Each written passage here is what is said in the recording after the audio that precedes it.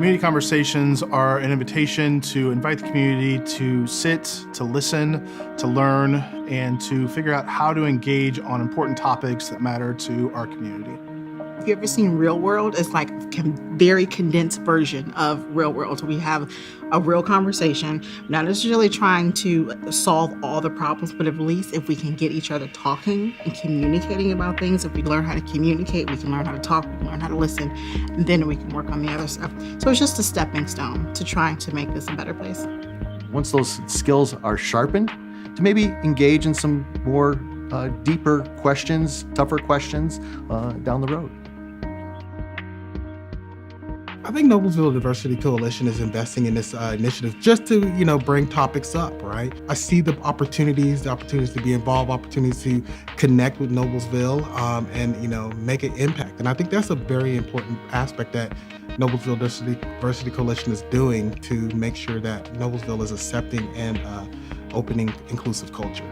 These conversations are great because it allows our neighbors, our partners, our businesses, the nonprofits to come and sit in these spaces and to have skin in the game for the things that matter to us most, where we live, where we work, where we play, where we worship.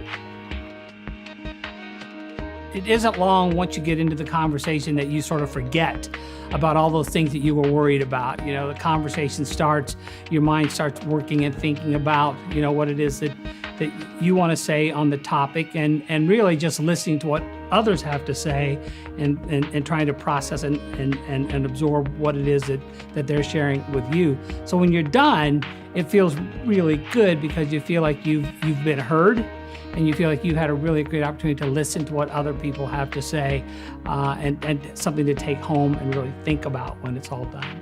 When someone from their board reached out and asked about participating in community conversations, I was definitely interested because they'd done a great job with events in the past. I've seen others that have joined us in community conversation leave those conversations saying how wonderful it was to have a little bit of structure, a little bit of opportunity to really relearn what listening does, and to have listening be a core part of a conversation.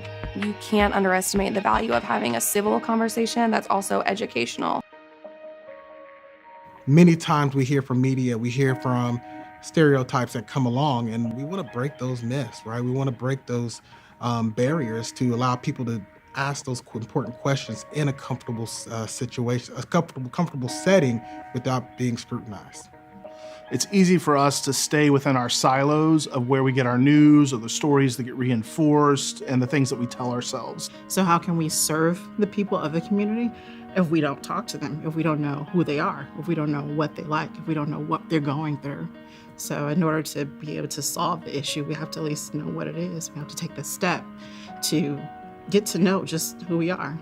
Community conversations allow for the beauty of that fabric to be woven by the community. I think it's really important that people get involved in community conversations to be able to make aware decisions and also make a connection to individuals, right?